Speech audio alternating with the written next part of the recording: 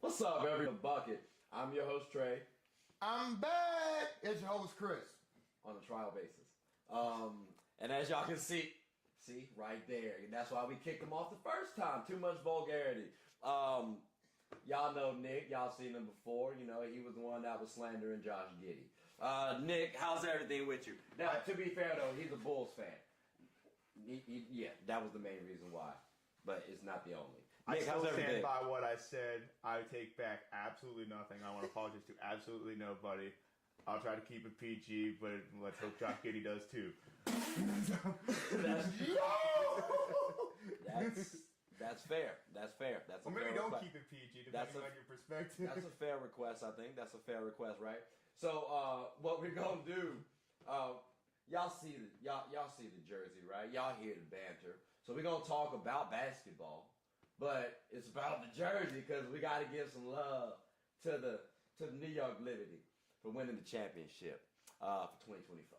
But we also got to give the women some love for actually playing a phenomenal season too, and bringing more viewership, more eyes, more entertainment to our lovely hearts. So, fellas, y'all about ready? Yeah. All right. Cool. Yeah. Well, let's go ahead and kick it off. Y'all know what we talking about, WNBA. DC the beat man. DC the beat man.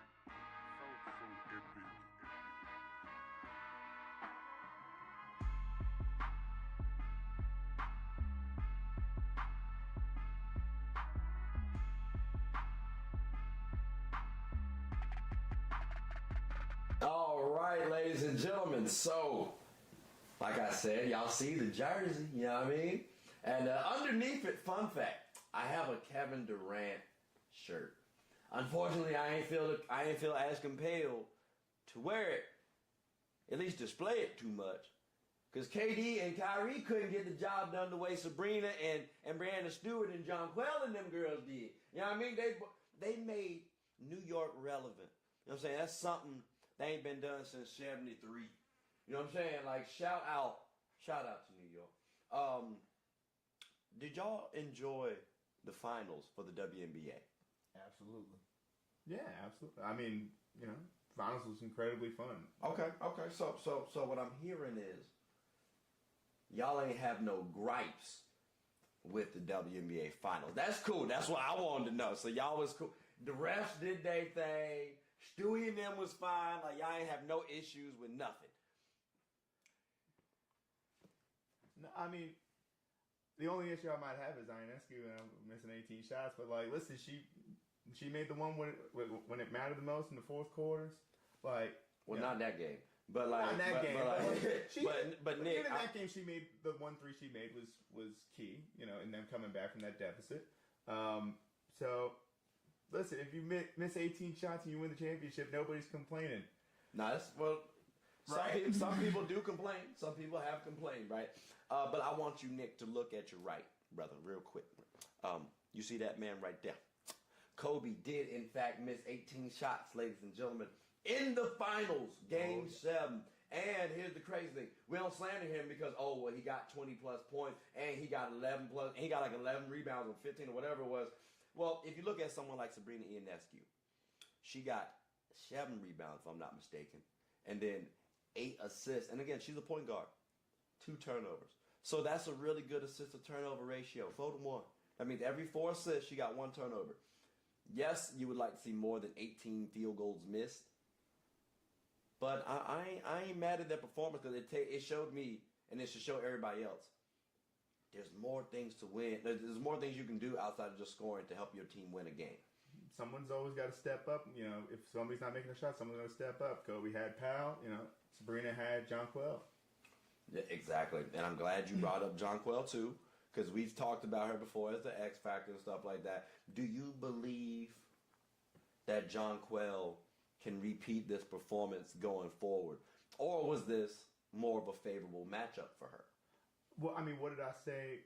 Before the season, we were talking about can anybody beat the Aces? I said, listen, if Jonquel Jones steps up this year, they need her to be able to step up to go up against the other great big men in big women in WNBA. And I mean, that's what she did. She went down there. She knocked heads in the paint.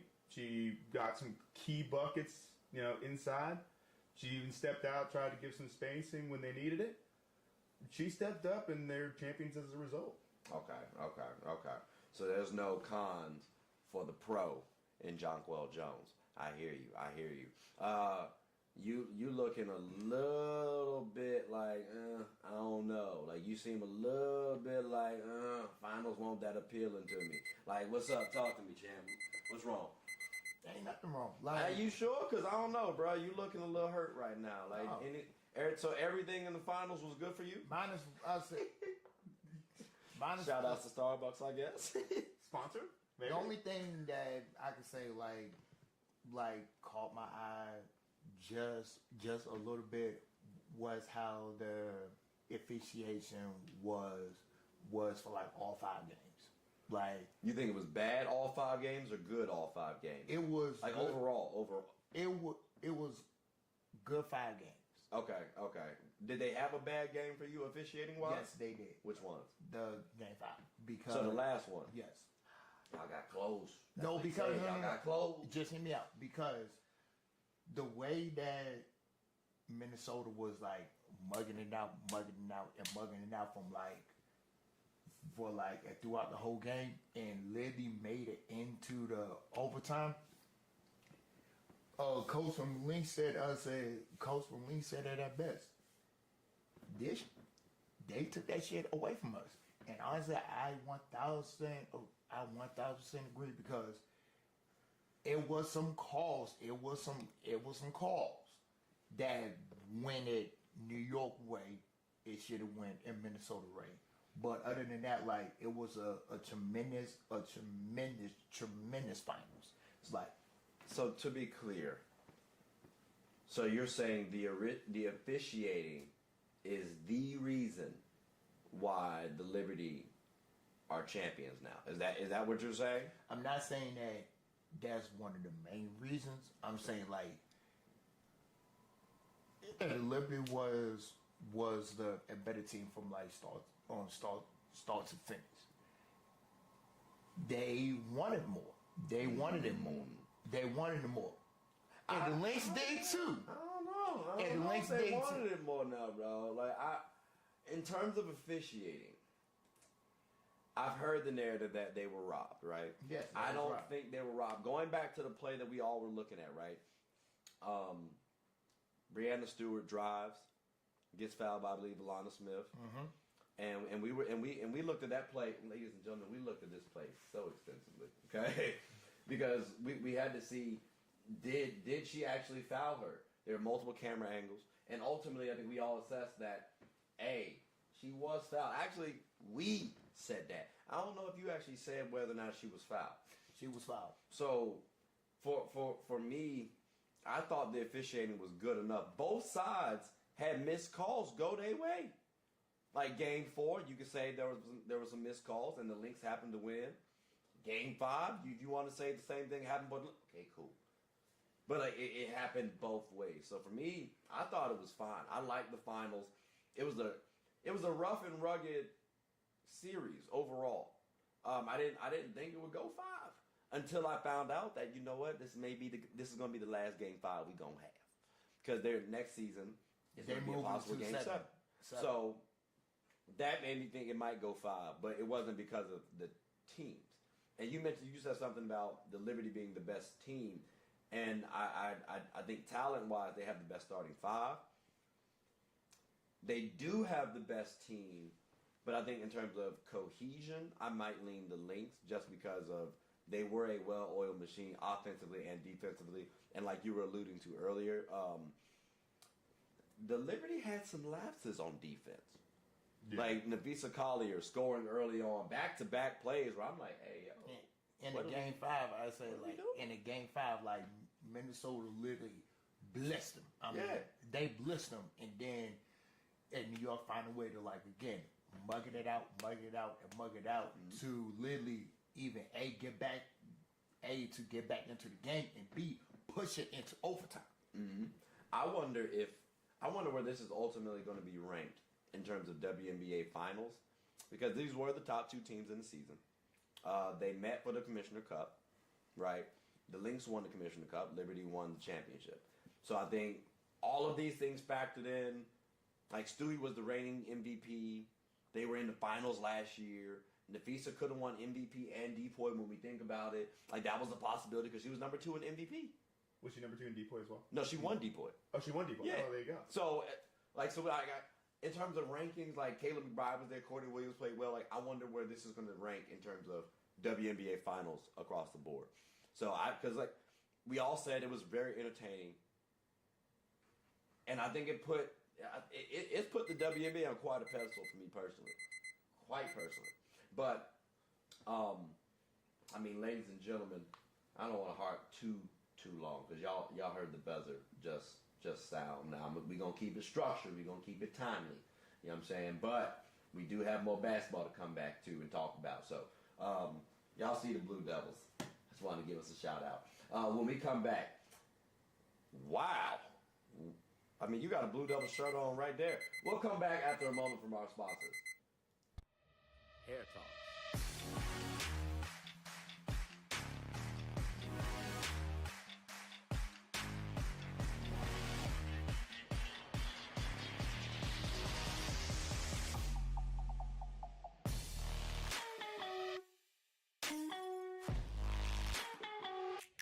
Hair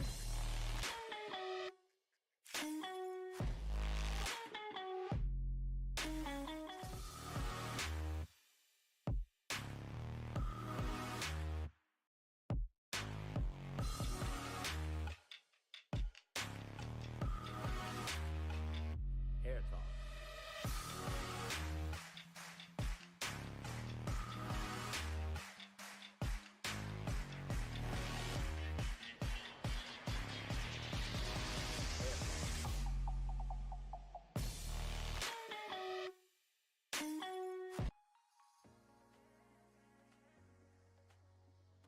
The I'm Perfectly Made Foundation believes that routine screenings can save lives and that access to these services should not be a barrier.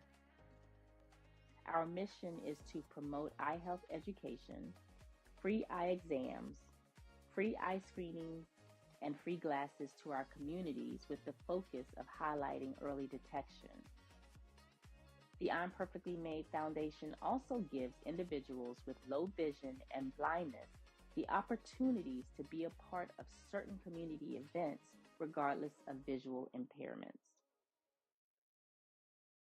All right, ladies and gentlemen, we are back. Listen, we've talked about the Liberty, right? Yes or no, do y'all got them winning this upcoming season? They just won before. Yes or no? Nick, we'll start with you since you guessed. I'll take the field on that. Okay. With Stewie, yes. And without Stewie, no. Interesting. With Stewie, yes. Without Stewie, absolutely not. It's an interesting statement. Okay. I like them. I'm gonna say they can win it back to back. Like they're my favorites right now, and it's not just because they won it. Like it's again the construction. I think Jonquel can repeat what she did. Phoebish is what's helpful too, and the bench seems good enough. Like I expect a little jump from Nayara Sabali next season. I don't like not a massive jump, but her confidence into next season I think is going to be good. This will be a good offseason for her. So I do think the Liberty can run it back. You said the field though. Is there anybody in the field that stands out to you then? I mean, we saw from the past couple years now, the WNBA, where defense can get you a long way and get you a good chance. You know, the Sun, as long as they're able to keep that squad together, obviously, but I know there's a lot of pieces that are potentially moving on, depending on what the organization wants to do as well. Right. But the Lynx were also, I think, number 2 in defense, or in defensive rating. As long as you have a good defensive foundation in the playoffs, especially, it'll always give you a chance to break through. And I think the finals, especially Game 5, was a testament to how important team play is. even for the New York Liberty, who you would think was a summation of individuals, like their big stars weren't playing well. I don't remember what Stewie and Ionescu went combined. I think it was a little for a lot in terms of shots made to shots attempted, but they were still able to pull it out. Yeah, they were able to pull it out, going 5 of 34. Meanwhile, the Lynx, yes, they have Nafisa Collier, who is their number one go-to, but they were able to get a bunch of different contributions from a bunch of different places, a lot of different pieces, and it's a testament to how important team play is at all levels of basketball. So I think that it's tough to ask. We've seen New York be somewhat unreliable in the playoffs in years before, and they're finally able to break through. Great for them. But anything can happen, and obviously this upcoming offseason is going to be very potentially turbulent and have a lot of things happen. So that's why I would be betting the field. I would think if I had to give anybody a chance, if all the teams stay relatively the same, I think New York probably has the best chance of any other team. But I don't think it's more than a 50% chance. Okay. So you like New York, but you also feel like too the defensive teams are gonna give them a run for their money. They do say offense sells tickets, defense wins championships. Liberty does have both, but so do some other teams though. Chris, you're looking a little quiet. You know what I'm saying? Shout out to the Blue Devils that you got there repping us. What's your? Stop touching your shirt. What's your? Who's your other? Right? We said Liberty, but who's your other? Who's your other? If you got a squad, list one. I got the Aces. Aces? Okay. All right. I mean, they were back-to-back champions, so that is okay. That is it. Is there any particular reason why? Because besides like a couple teams, the Aces is probably like the only team that has like an actual structure, front office, coach, and players and teams. Unless I say they still got their pieces left that can make one more run. But like I said, like we was talking and doing the pre-show, I feel like they need another go get a bucket. Like I love Kelsey. Hold on. No, Paul. Whoa. Hold up. I said, just hear me out. They got 4 All-Stars. Just hear me out. Okay. No. My fault. Please continue to explain how this team can get away with cheating. Go ahead. Okay. Or unless they're gonna trade away a piece, like they're gonna get another bucket. That is just. I mean, what? They have the most dominant scorer in the game right now. Like Physically dominant scoring. That could be an arguable discussion. She's up there though, at minimum top 3. But like Asia Wilson's there. Kelsey gives you at least 15 to 18. Jackie gives you that. Chelsea on a bad year didn't do what she should have or could have. But again, she was injured too though. So I don't know. You say another bucket getter. That's again, just be clear. Are you saying add an additional player or trade one of those players? I would say add another player. I don't know who or what you can bring back, but okay, because Kelsey. Because Plum is a free agent. Now, does she want to stay? Does she want to stay? That's the thing. Does she want to stay and run that cohesive back, or would you want to go to another team and get paid more? Okay, so let's do this then. Let's look at the WNBA free agency list, right? So we got, because we mentioned a couple of teams. Because for example, even my squads that I would pick, I would love to say teams like the Wings, like the Storm, like the Mercury. Problem is, all of those teams got question marks at this very current point in time. Like I don't know who's gonna stay, who's gonna go. So, for the free agency upcoming right now, point in time, Atlanta Dreams is about to lose Tina Charles potentially. We'll see what shakes. Kennedy Carter, she could be leaving your sky. Alyssa Thomas and DeWanna Bonner, I believe, for the Sun, free agents. Yeah, both of them Satu are. Sabali off the Dallas Wings. Kelsey Mitchell off the Indiana Fever. Kelsey Plum, like you said, for the Aces. And then Ari McDonald off the Sparks. Natisha Heidemann off the Lynx. Brianna Stewart off the Liberty. It's kind of crazy when you think about it. We got here Brittany Griner for the Mercury. Nneka Ogwumike for the Storm. Elena Delle for the Mystics. And that one could be huge too. Like there's a lot of players which we talked about. Okay, a bucket getter. They brought in CP before. Does Elena Delle want to move to Las Vegas? Now we've seen her move to the Mystics because of her family. Yeah. So that's the question mark. Also her injury history too. But if you go to a team like the Aces, or maybe a team like the Storm, or whomever, maybe a team like the Sun you could use because they don't need a big. They need more shooting. They need more guards. So maybe that could make a thing. Like maybe that could make something interesting. There's a few teams that I can see like with the right trades, they could definitely make some noise. And I'm very interested over this offseason. That's something we got to follow for certain. What's one player, one destination y'all want to see people go to? I mean, I've been my parents went to Delaware, so I've always been a big Elena Delle Donne fan. Okay. Like if you're the Aces and you're thinking of taking a huge swing to try to get back on top of that mountain, and and Elena Delle Donne is like able to, because obviously she has, her sister, I think it's her sister who like has the, she's helping her with health issues. Mm-hmm. If she's able to make that work and she wants to come back, because that's also a big if, and she's able to stay healthy, that's a huge difference maker. As you said, the Aces, they need some consistent shooting, and I mean, not many have done it better than Elena Delle Donne. So that would be an interesting pairing. That would be a heck of a swing. If you can pair Asia and Elena Delle Donne, I got to see how the money would work. Exactly. There's a lot of things that have to go. But that would be an interesting pairing. Chris, who's a pairing for you? Again, on the free agency list. And then what team would you want to see him go to? I would love to see Tina go to Seattle.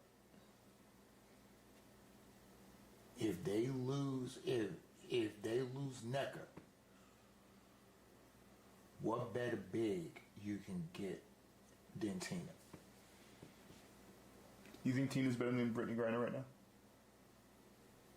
Cool. That's a damn good question. I was about to say, hold on, don't do that. Don't do that. I like Tina, but don't do that, Alex. That's a damn good Because I don't know if BG leaves. I think that she would leaves. be that would be Potential interesting. free agent is that's all. No. I'm saying like that would be interesting though, because let's say DT retires, which I do believe she is going to retire. Mm-hmm. You got to think. All right, how far can the Mercury go now? What can you bring back to the table? BG, Kalia Copper, that's a solid building block right there. Someone like Satu Sabali, you able to get someone like her? Or you could just go full. That's a nice. You could just go full big, just for at least for the very least for the memes, and just get Tina Charles and Brittany Griner on the same team. They've tried that before with Tina Charles with Mercury, and it didn't really work out too well. Yeah. Somebody already thought of this? Okay. Well, they didn't pair them together. They didn't play it like they didn't play together. Okay. It was when BG was in Russia at the time. Oh, I see. But so I don't think Tina's gonna spin the block. Negative spacing, but you'll get all the rebounds. So I don't think negative spacing. I actually like the idea of BG and Tina Charles on the same squad because they can actually shoot the ball. Like Tina and BG can both shoot threes and mid ranges and be on the block. Really? Okay, I have not been thinking. No. Now the frequency we got to talk about. Right. But they're competent shooters. Brittany's a shooter now. Like a little bit. BG. When we're talking about shooters, I'm not talking about elite like No, yeah, I'm not 40% talking about from three. I'm talking about a competent 3-point shooter that Yeah. you have to guard. You can't just leave her butt naked open at 3-point line. Yeah. So We don't need, when we talk about big men, we don't need them to all be like Brooke Lopez. They can be like Miles Turner, like that level. And honestly, I think Tina Charles could be like a Brooke Lopez in terms of a scorer out there. So again, that pairing I think does work, and that also made me believe in that ability before the whole Russia situation came across. Like, all right, if we could pair this, that'd be nice. I'd like that. So if we could get something like that, I'd like to see BG become a contender again, because I still believe she's the most dominant physically, the most physically dominant player in the WNBA at 6'9". Being that height, it helps a lot. It does. Like, it really does. But someone like Asia might work out a little bit more than her, too.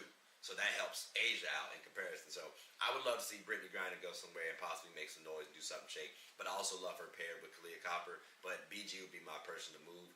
I'm just torn where I'd want to ultimately see her go to.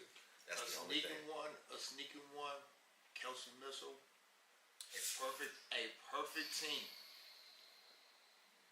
Just a thought. Just roll with me. Kelsey Missile in New York. I went off the bus. I'm no longer rolling. New York what? Liberty. I don't know if that would be able to. I don't know if they'd be able to do that. They'd have to lose somebody, and I don't know who you want to lose. To be honest with you, I also don't know if the Fever want to give up Kelsey Mitchell with the year that she had with their trio. Like, if you're a statistician, she was second on your team in win shares. You know what I'm saying? So, like, and yeah, she's a solid future building block for them personally, in my opinion. So now you like win shares? No, I use win shares in a video that I've done for the MVP. I think you should factor that in. It just shouldn't be the sole reason why somebody should win it. No, I get you. Yeah, so, but I mean, we talked about. See, when I say it's like you can't focus solely on statistics. See, Nick's like, Nick with the statistics. See, someone out there clearly don't want us to get into a stats competition right there. Y'all heard the buzzer. That's what, unfortunately, what we got to do is take a quick hiatus, pay some bills. We're going to come right back, though. Hopefully he gets the stats out of his system. And then we can talk a little bit more hoops. He said never. But ladies and gentlemen, I hope you all enjoyed it thus far. And we will be right back after a moment from our sponsors. Swanky's Construction serves as the general contractor in the metropolitan D.C. area. We're a team of certified professionals who tackle everything from complex large projects to smaller scale jobs. Fueled by our commitment to excellence, we go the extra mile to make sure clients are completely satisfied with our work. Swanky's Construction takes pride in ensuring our clients' home improvement needs are met with efficiency, precision, and perfection. Call us today. You're only seconds away from a consultation or in-person walkthrough. Hooping is an activity that can be enjoyed by all. It's a team game about getting and stopping buckets. Everyone's always rushing to the gold.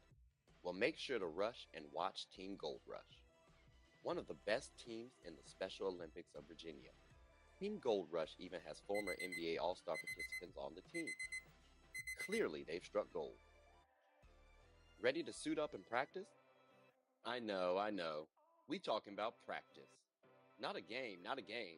We talking about practice. Practice still makes perfect. So when the opponent starts hitting their shots, Team Gold Rush can bounce back due to their training. Remember, offense sells tickets and defense wins championships. Watch us get a bucket and rush for the gold. We aim to be that gold standard. So want a team where you can win and have fun? Team Gold Rush is your number one. All right, ladies and gentlemen, we are back. Hey, look, y'all don't believe we actually be leaving and going nowhere. Y'all saw I went to my Chick-fil-A because he got his stuff, you know what I'm saying? Chris said he ain't want to spend no money. He got water, you know what I'm saying? Free 99 is the best policy. I ain't mad at that. But look, refreshing. Just like these rookies for the WNBA. You know what I'm saying? I think a lot of people saw this year and they saw Caitlin Clark, Angel Reese. There's some other rookies, though, that are actually quite phenomenal. Matter of fact, fun fact, Cameron Brink was actually leading the Rookie of the Year race at the beginning of the season. So I wonder if Caitlin would have been Rookie of the Year if Cameron was still there. I wonder. Or, Rakia Jackson, because she was on my squad, too. Hey, you did make a nice little statement before the season about Camila Cardozo. Like, there are a lot of the rookies, ladies and gentlemen, to focus on. Maybe a lot was a little strong. There are other rookies to focus on outside of Angel and Caitlin. Nick, let's bring it to your attention because you are a Chicago Sky fan. So you got two of the rookies that we've at least should be highlighting in Angel Reese and Camila Cardozo. And you said at the beginning of the season, Rookie of the Year. I don't think she would be the Rookie of the Year for the Sky. Oh, that's over Cardozo. Whoa. That's what I'm saying. Like, Over Cardozo? No, I'm saying Cardozo will be like the Rookie of the Year for the Sky. I don't think Angel Reese is going to be the best rookie on the team. Do you feel like that statement is still in question today? I think Camilla still has the highest potential of the two. Okay. But I mean, when I said Angel Reese could be like an Andre Drummond type, I didn't know she was literally going to go out there and be like an Andre Drummond type right away. So I still think Cardozo has the best potential of the two, but right now it seems like Angel Reese is playing better. That it should be mentioned that Cardozo dealt with injuries to begin the year, and maybe that doesn't help when you're a rookie. You have to wait a few weeks to get your welcome to the league moments, but kind of stunts the growth a little bit. But hopefully she'll get back on track after the next year and show what she did at South Cal. Okay. It's interesting because you're a stat guy. Yeah. And you, it sounds like you're leaning Angel Reese right now for the better player. Right. No. I'm not talking about going through. I'm talking about right now. I'm talking about right now. Shout out, he's defending his girl. I appreciate that. Shout out to Camila Cardozo. Here's the thing, because you love stats. We're talking about win shares, and Carmilla actually beats out Angel Reese in the win shares, 2.8 to 2.7. Yeah. So hearing something like that, also 14 points, 13 rebounds for Angel Reese, and then we have 10 points and 8 rebounds for Camila Cardozo. But then if we go to the defensive side, 0.5 steals and blocks. 0.5 steals and 1.4 blocks, as opposed to, clicked the wrong tab. As opposed to 1.3 steals and 0.5 blocks. So hearing those stats, does that sway you any? Just because I mean, like after you hearing those stats, and I know you were kind of saying Angel was leading, but it didn't seem like it was much. Does that make you shift your answer any after hearing those stats now, like present day? No, I like that both of them are on the Sky, and I think that Cardozo is going to be a future star in the league, and Angel's going to be a very important figure on basketball teams, not just off the court, but also on the court with her ability to rebound the way that she does. Yeah. Now, some of those offensive rebounds need to be other people's misses, but that's a factual statement, but at the same time, I don't want to harp too much on it because I think the narrative gets spun like, oh, that's the reason why she was a leading rebounder, and it's not.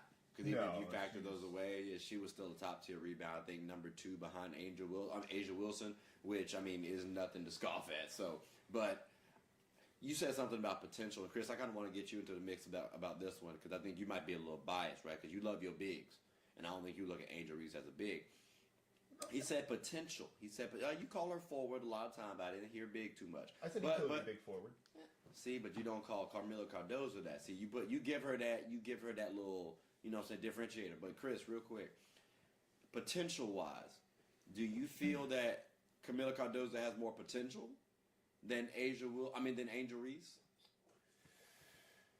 I don't know. To be honest with you, I feel like Chicago definitely got 2 of the biggest steals. 2 of the biggest steals. Okay. In the draft. They drafted well, yeah. Yes, they did. I feel like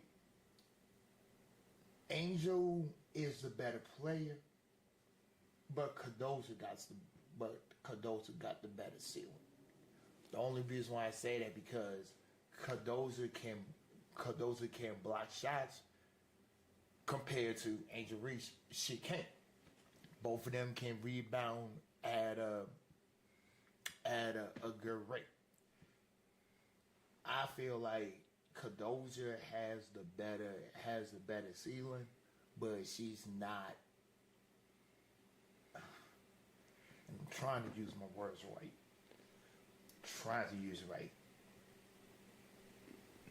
I don't see her being on that same page as Angel. I'm confused now. You saying that she has a higher ceiling? No. Same page. Cardozo has a higher season than Angel, but Angel is the better overall player. Okay, so couple of things. My answer is this, ladies and gentlemen. I'm just cut straight to it. I think Angel Reese has the more potential, has a higher potential. Really? Yeah. Do you think Angel can have the complete offensive game? Yeah, I do. I think Angel Reese can be like a wing or a big. When we're talking about from a scoring perspective, she's shown you that she can at least get 14 points inefficiently. Like when we're talking about supporting cast, look at a Caitlin Clark, for example. We have 2 All-Stars. We don't have that same level of assistance. And she's also, as her rookie year too, I do expect her to get better at shooting.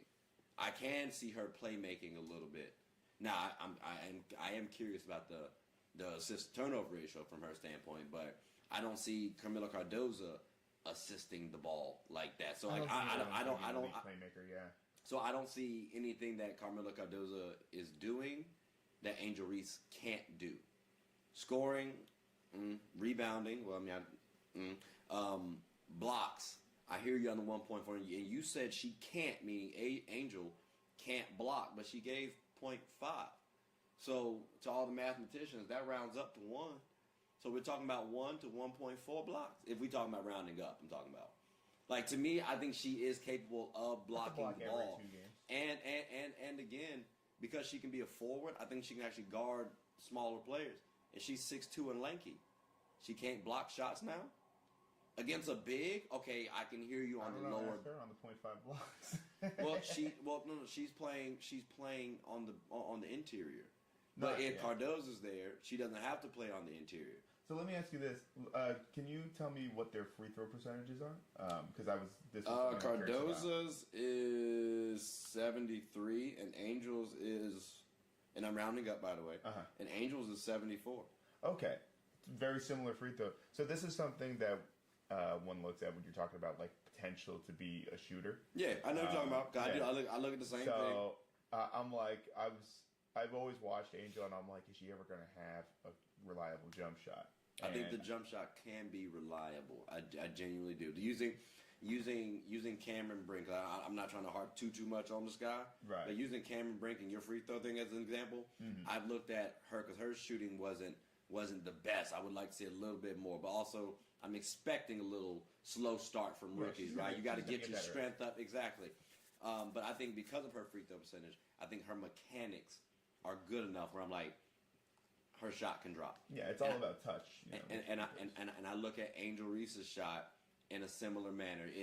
She hitches it right here and shoots it. Now, because of her athleticism and speed and quickness, if they give her the shot, she can take it, but she should feel comfortable taking it. Because if not, you could actually just blow by. Right. And that's why I'm waiting to see the next step, which is, all right, the decision making. Because once you blow by, they're already double teaming you. So when you get there, all right, just slow down and make that next extra little read. Either you go up with it or you kick it out. But you should also know that too before you actually make the move. But that, I believe she can be more of a complete player. And I think someone like a Cameron Brink has more upside as well. Because again, they are able to be versatile. She can guard the bigs, and she's at least projected to be able to guard the forwards as well. Cardozo, she's painted to be more of that interior presence. Yeah. So that's why I'm thinking. I mean, Brink is the third pick, right? Second. Second pick? Well, that's why. Cameron Brink has, from the very little, unfortunately, that we saw, She has such an incredible. I think the shot will come eventually. I think I have no hesitations about that. She's got. I mean, she's got so much in terms of the ability to shoot off the dribble, shoot from a set, just score. She's got a serious. She's got, as they say, a bag. Like she has everything at her disposal. She can find a shot from just about any spot on the floor. And when you can do that, that as a rookie especially, like that's important. The efficiency needs to improve, but that will come. Do you got Chris? Let me ask you this. Do you think Cameron Brink reminds you of Chet Holmgren? And I know when some people hear this, right, they're gonna go immediately to the skin and complexion. Oh, you're saying that because they're white? No, not at all. Not at all. They're both thin. They both are supposed to be skilled scorers who use their length to shot block. Cameron Brink was one of the leading shot blockers in the league. Chet Holmgren was one of the leading shot blockers in the league. And I think over time, the expectation is they're going to get stronger and the skilled game is going to improve. Is that fair to say that Cameron Brink is similar to a Chet Holmgren for you? That's fair. Okay. That's fair. Who do you think is going to, and let me choose my words carefully, reach their potential first? Would it be Cameron Brink or would it be someone like a Chet Holmgren? And I'm curious, why do you feel that way? Because and the reason why I'm asking this is this something that's based on the player or is this something based on the situation? If I'm looking at the situation, I'm definitely going to say Chet Holmgren because he's in a good system. He's in a good foundation. Okay. If it was a player, out of curiosity, then if you were just focusing solely on the player, not the system, there, who do you think would reach their potential quicker? Would it be Cameron or Chet? Yeah, definitely Chet. Definitely Chet. So Chet for both sides. Okay. I'm gonna swing the question to you then. Which one do you feel like wins that? Is it Chet from a situation or Cameron from a situation, or is it or which one from the situation? Let's start with that. Like which one has the better situation? Which one would reach their potential quicker? Given the situation. Given their situation. Yeah. I definitely think it's Chet. Obviously, someone like Chet is not going to have the statistics because there's so many. He has, Shea Alexander and two Jason Williams. He has two of them. And so many great players around him. You're not going to see it in the statistics. But in terms of being able to develop, he's going to have the freedom. He's going to have he's not going to have as much pressure to reach that level. And so he'll be able to do it naturally. I think he's much more assured to reach that. Whereas I think when you're playing for a team that's not winning a lot, there is a potential to get bad habits.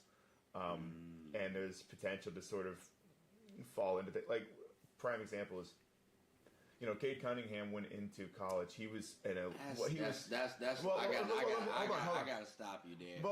Let me finish before you. It's the environment that you're talking about. That's the reason why I was gonna say I gotta stop you there. I wouldn't. No, say what I our said was environment is when I similar say to theirs. your habits change as a player is as a high schooler. Cade Cunningham had incredible. I mean, still does, but he had incredible playmaking promise. He goes to Oklahoma State. And he's really the most reliable player on that team. Best player, yeah. Yeah, and easily the only reliable scorer on that team. Right. So he really turned into a shot first and second kind of guy. Then he goes to Detroit, and they didn't have Jalen Duren at the time. So they didn't have the pieces around him. They didn't have great shooters either. So there was Cade Cunningham would work best in this sort of heliocentric high pick and roll system. And that's not what existed with the Pistons. So now he's still a good passer, but instead of at this point, I would think he would be averaging like 7-8 assists. He's more in like the 5 or 6 range. And I'm not saying like you get completely changed, you're corrected as a player. I'm just saying you're when you're in certain situations that require you to exemplify one thing more than being an all around player. Someone like Cameron Brink. They might need Cameron Brink to score and she won't be able to develop as much the playmaking aspect because she doesn't have the freedom to do so. I don't think she. I think you're focusing too much on that playmaking aspect. I don't even think Chet Holmgren needs to play make as much. Well, no. I'm saying because when I'm looking at these players in their situations, y'all are right. Or at least, I'm glad you brought up how you're not on a team with an established environment, right? Right. But I also think too that kind of pushes you to either be the girl on the squad, like be the woman, you know what I'm saying, or you're going to be a role player. And this is now time for Cameron Brink to showcase why she should be the best player. So even with the injury, right? Okay, I'm gonna give her about 2 seasons to come back into shape and really get on track. Because you got to get the rust off. You also got to battle Paige Beckers potentially. You also got to battle Rickea Jackson, who was balling and is another rookie. So I mean, I like Cameron Brink's potential to get to her potential quicker than someone like Chet Holmgren, because Chet has to battle out Shai Gilgeous-Alexander, MVP, like candidate, like number 2. I thought he should have been MVP last season. But it doesn't got. Then you also got to do Jalen Williams. So right now, Chet Holmgren has to, at best case, be third option on his team. That's the role, his position. That's the role he's training for right now. Cameron Brink could potentially be the one option on our team. Do you like Cameron Brink as ideally as the C, or would you prefer her as the 4?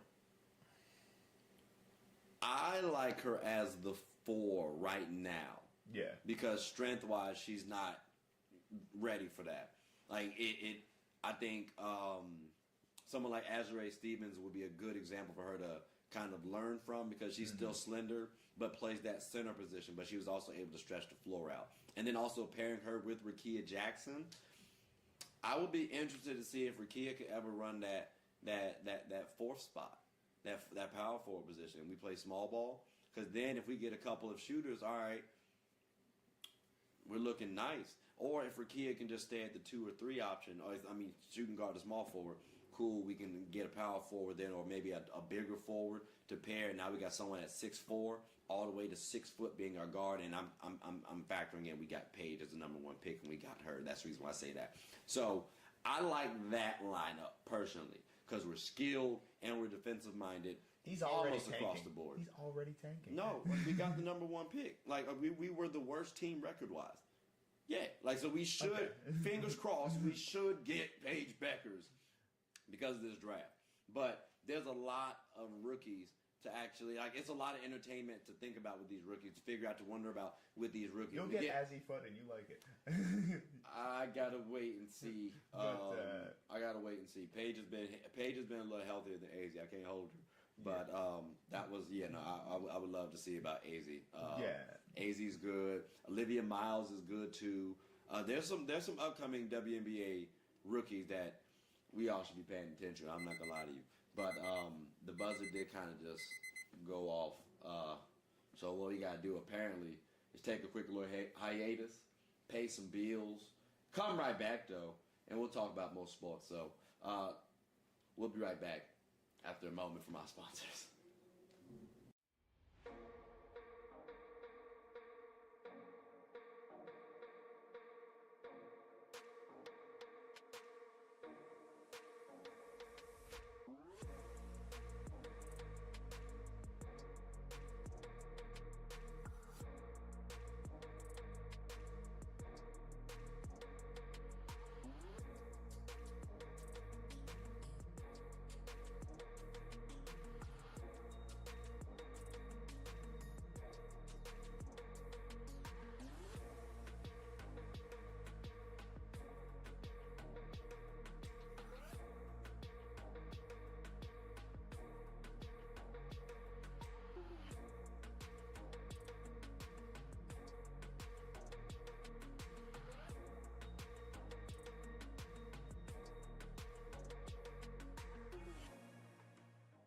Sports is one of the few things that genuinely connects us together.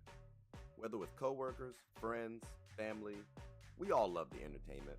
Well, here on Get a Bucket, my goal is to talk about sports and its cultural impact.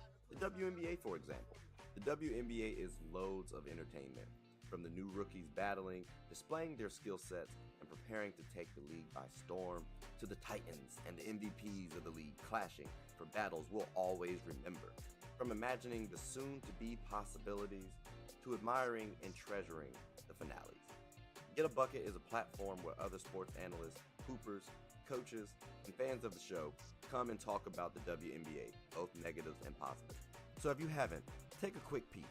At the very least, you'll have a good time. Remember, sports is one of the few things that genuinely connects us together. So please, tune in and stay connected. All right, ladies and gentlemen, we are back. Look, y'all heard the episode, right? We done talk about the finals, right? We done talk about rookies. I'm gonna just get right to it, fellas. It's a lot of people in the WNBA that's cool to watch. Who's your most exciting player to watch? Nick, we'll start with you. Well, watching the finals, I mean, Courtney Williams, she is lightning quick. She is so entertaining to watch. I have not seen a WNBA player with a crossover that was that quick. I don't want to go full shades of Tim Hardaway Sr. because the UTEP two-step was just one of one. But I mean, I think it was like game one or something like that. She broke somebody's ankles. Unfortunately, I think she passed it and couldn't get the assist. Always messing up the highlights, people. She got the ankle. She got the ankles. And I remember even being like, woo, like out loud to nobody. I was like, woo. No, she's definitely tough. She's definitely tough, bro. She's got some of the best handles, some of the best quickness. I've seen some of the best ball control that I've seen in the WNBA. Okay. I was not expecting Courtney Williams to be said as most exciting. I appreciate that too. Shout out Courtney. You know what I'm saying? Shout out to you, Courtney. We love you, girl. Because she's a bucket. I said she's for me my sixth woman of the year. If we could throw her in there, because she gives me that Jamal Crawford vibe, right? And you mentioned something interesting about Tim's crossover, right? Right. And I think we got that quickness of the Tim crossover, but the build of Jamal Crawford, and they both could score. So I think all of them are in a similar cloth. I appreciate that one. That was a pretty good one. I mean, only one of those two could shake and bake, though. Okay, yeah. Listen, the day Courtney Williams shakes and bakes, I'll buy a jersey. Like, the day if she breaks out a shake and bake, first of all, she better not do it against Chicago. Look, go to Chicago and shake and bake. That's what he heard, and he'll buy the jersey. I don't know if that's motivating enough, but maybe if you buy the jersey, she'll go to Chicago and shake and bake. Huh? One of y'all got to risk. Some of us got to give. One of y'all got to risk it for the biscuit. That's what we hear. Chris, who's your most exciting WNBA player? And if it's Courtney Williams, I'm gonna give you 10 seconds to talk, and after that we'll push it. But if not, floor is yours. Enrique Ogunwale. Yeah. No, I'm playing now. Enrique solid, bro. Enrique a good one too. When did you become a fan of Enrique though? You know, when she was at Notre Dame and the way that she lived. Notre Dame. Yes. She went to Stanford. No, she went. She went to Stanford. No, I'm playing. She went to. We're not doing that. Don't confuse the casual, please. I need all the help I can get. Don't do this today. But no, like I've been a fan ever since she was at Notre Dame. Literally, guide that team to upset win over UConn, and then turn around and won the national championship on a buzzer beater. Literally, from like that point on, she has been one of my favorite WNBA players to watch. Okay. Yeah, I love Enrique. She good people. Took a picture with me and everything. She didn't like the picture. She did not like the picture. But you were in it. That might be true. I thought about that. That was my third thought. Nah, Enrique's been electrifying, bro. WNBA All-Star game, she put belt to tail. And I'm like, we got to throw her in the Team USA selections at some point in time because she's that good and she's still young. So like we got to get her. We got to get her on the team for 2028. We got to get her on the team for 2028. Because I need some scoring to help out with just a little bit. But she can also play make too. Because I don't want too much focus on my exciting player. And I did rethink it for a smidge. But it's Breanna Stewart for me. It's Breanna Stewart. When we talk about college and WNBA, there's not too many players like her. So men or women. That you know what I'm talking about? Men or like women. She did something that New York has been salivating for the longest. Helped bring them a championship. And again, Jonquel Jones was the finals MVP too. So I'm not trying to slight them at all, but Stewie for me was my most exciting player. Like easily could potentially go down as the GOAT of the WNBA. I know we talk about Asia Wilson, but the start of Breanna Stewart's career. It's sheesh. It's like no, what? No, honestly, like I didn't mean to cut you off, but you did, but I appreciate it. But like you said, like they talk about Stewie, but they don't talk about her enough, like they do with Asia, Aneka, like I said, like they like talk about like other players or stuff like that, but they never give the love that Breanna's Stewie should have. Cause like you said, they I will say they did. Cause I remember like in the bubble specifically, they were hyping up Breanna Stewart. Like, right. I remember that because like her start was ridiculous. Like she came in 2016. Already won an MVP and then has like 2 times. Like, bro, like, what are we doing? You know what I'm saying? So, like, that start is crazy. And we forget, she's 29 years old. Asia Wilson is 28. Like, did I say that right? Did I get that right? Let me make sure before you know what I'm saying? You can but say but they're around the same age, though, bro. Like, she's 28, like I said. Yeah. So, we got 2-time champion and 2-time champion around the same age. We're hyping up Asia Wilson because of the depoys. I do get that too. But we also got to remember Breanna Stewart and the start she had. They just beat the Aces to win this championship too. Not in the finals, but to get to the finals. So there's a case to say that, you know what, she might be rattling off some more chips. And we still not even talking about in college when she rattled off a gang of them. Now, UConn, dominant. She was the best player on UConn. On a dominant team. She was the best player. If she won't on that squad, I don't know if they win that many titles. I think when you're a superstar, there is the potential to kind of be like the league kind of or the media or whoever's talking kind of can take it for granted, especially when you have somebody who's like newly on like center stage, right? Asia Wilson is the reigning MVP, won multiple championships more recently, like well, not anymore, but up until very recently. So there's only so much time one can talk about the top tier, the toppest tier of the league. So there is that sort of potential for Breanna Stewart, especially since she came into the league on fire and has since sort of continued that, but not really been sort of consistent. And now it's like, oh, Asia Wilson's now winning all these MVPs, so we're going to talk more about her. What have you done for me lately? That being said, exactly. That being said, you're the big WNBA fan on this panel. You're supposed to be the one with the deep cut for most exciting player, and you come out here with like maybe the second biggest star in the league. I'm a Stewie fan, bro. It's just like if you ask me who's my most exciting NBA player to watch, KD and Steph Curry. Still, those are my favorite players. And Breanna Stewart, for me, is the Kevin Durant of the WNBA. That's fair.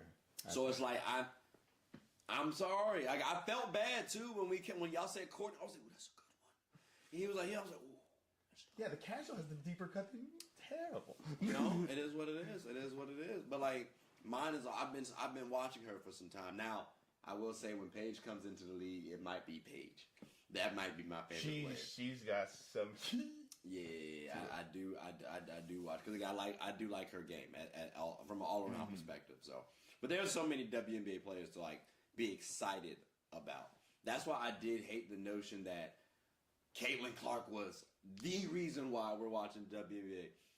There was a few of us before here now. Hold on. I understand she brought in a lot of value.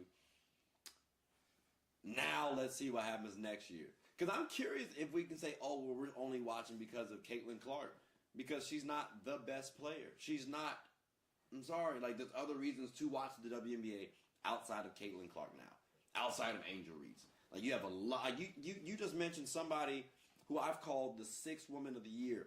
Like at least the best sixth woman. Like, that's not a star. Yeah.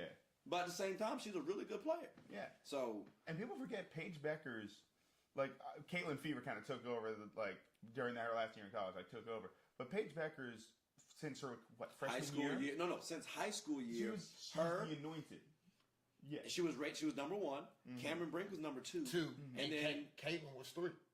I think she might have been a little lower. But like her and Angel, I think, and Angel Reese was higher as well. Was Angel was 3? I think Angel was 2. Cameron might have been 3rd or 4th, something like that. So Paige was 1, Angel was 2, and Cameron was 3. Something like that. So it's like there are all these other rookies that we can definitely be putting some eyes on from an excitement standpoint. You're focusing on the game. If you're focusing solely on their game, what are you about to say? No, I mean, and also if not for the injuries, we would also probably be talking about AZ. Like, you know what I'm saying? And we ain't even got the Juju yet. No, and putting up 15 billion points a game. Like, exactly. Aw, come on, bro. I was really about to. All right, I guess. Y'all heard that. The buzzer went off, unfortunately. So, dang. That's kind of a downer right there. I like this episode, too. This was a good one. Nick, it sounds like that we got to bring you back onto the show and watch a little bit more WNBA. Because, ladies and gentlemen, he did not watch the WNBA initially. But this season, he gave it a go run. Fair to say you'll repeat and watch him again?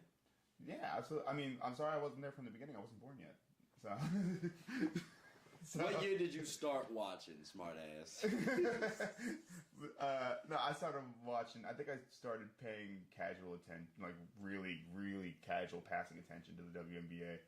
Probably around when I started watching basketball in general, but I haven't really started watching games until last year. Okay, got you. Yeah. And it is.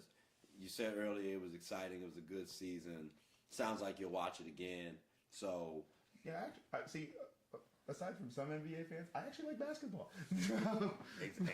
There it goes. So, ladies and gentlemen, we were able to help convert I guess you said casual fan. I'm using his words. Into more of a WNBA fan. So, I hope you all are paying attention. I hope you all convert just like Nick did. But more important, well, I guess maybe not more importantly. I ain't trying to be selfish. But almost as importantly, you can definitely like this show and follow along as well. Did you boys have anything you want to say before we close up shop? Thank you to the W. This was probably one of the best damn seasons I can say, and you can say too, we have for the longest times. Talking about sell out arenas. One of the best rookies class, I can say probably like a high minute. It's up there, definitely. And we grading as one of the greatest WNBA finals as well as too. Mm-hmm. I mean, all I can say is keep doing it, and please show these women some love. Definitely. Let's say, if you want to sneak anything extra, cool. If not, like, comment, and subscribe. Try to steal my bit, okay? Like he said, like the smart man said, please like, subscribe, comment, tell anyone about the show. My name is Trey. I'm your host, Chris. And we're the hosts of Get a Bucket. Hope you all have a good one. Take care.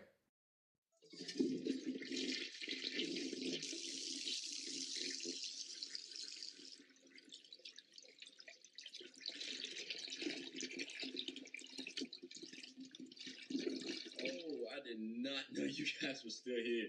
As you can see, we're at the back end of the show. No pun intended, but look, hope you all enjoyed it. And before you go, please subscribe to the YouTube channel follow the IG account, share the content to anybody who's anybody, and most importantly, leave your thoughts and comments below. But I gotta go back and play Buddy in 2K, so let me unmute him real quick. Excuse me. Hey, boss, I'm back. Nah, you better catch this word. You know we get buckets around here, too. Ready? Yeah.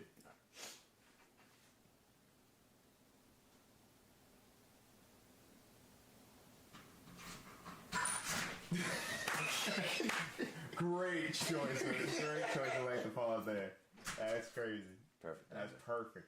That was immaculate. Exactly. I was going to say the N-word, but I'm not gonna melt if I hear it. There's not Wicked Witch of the West out here. Hey, would you call Bill Clinton it? I'll call him light skin. Okay, what about Ernie Johnson though? Yeah. Ernie can go to the cookout.